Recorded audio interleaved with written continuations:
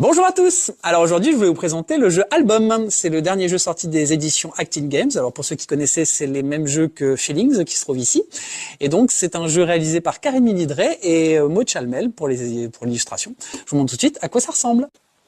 Alors Album, c'est un jeu en fait de déduction autour de photos de vacances, de photos souvenirs.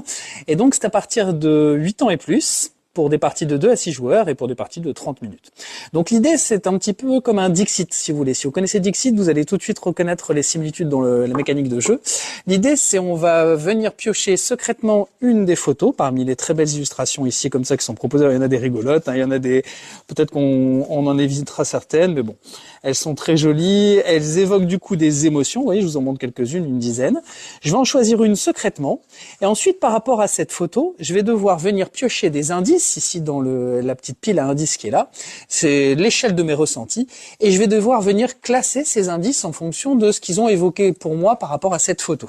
Donc là, par exemple, si j'avais choisi celle-ci, par exemple, avec les gorilles, et que je pioche l'indice aventure, bah effectivement, on est quand même dans le monde animal, etc. L'aventure, ça peut m'évoquer quelque chose d'assez opportun. Donc je vais venir le placer là, mais face cachée.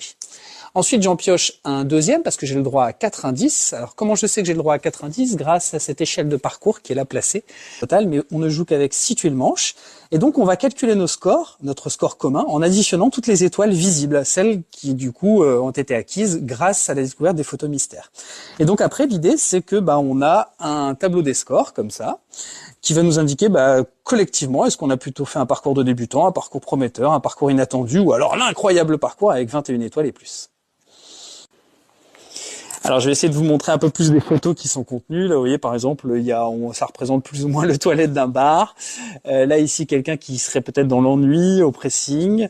Un enfant qui s'éclate à faire Superman. Voilà. Enfin les photos sont très explicites je trouve et puis représentent des émotions, des ressentis complètement différents. Là des enfants qui font du gaming, là plutôt une réunion familiale. Et donc ce jeu Album, je trouve qu'il s'inscrit exactement dans la lignée d'autres jeux très célèbres et que j'affectionne tout particulièrement, des jeux coopératifs aussi, hein. Notamment donc je vous en ai parlé, mais Dixit, voilà des éditions Libellud, qui est un grand classique, hein. Je crois qu'ils sont à la 9e ou 10e édition de Jean-Louis Roubira.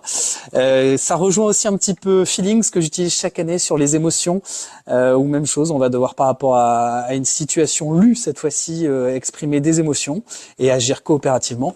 Et enfin un autre jeu que j'apprécie beaucoup, Au creux de ta main, qui est un espèce de Dixit tactile, où là, il faudra à l'aide d'objets, vous voyez, des objets comme ceci, faire deviner une carte, même chose qu'on a choisi secrètement. Donc voilà, Album s'inscrit dans la lignée de tous ces jeux-là que j'affectionne.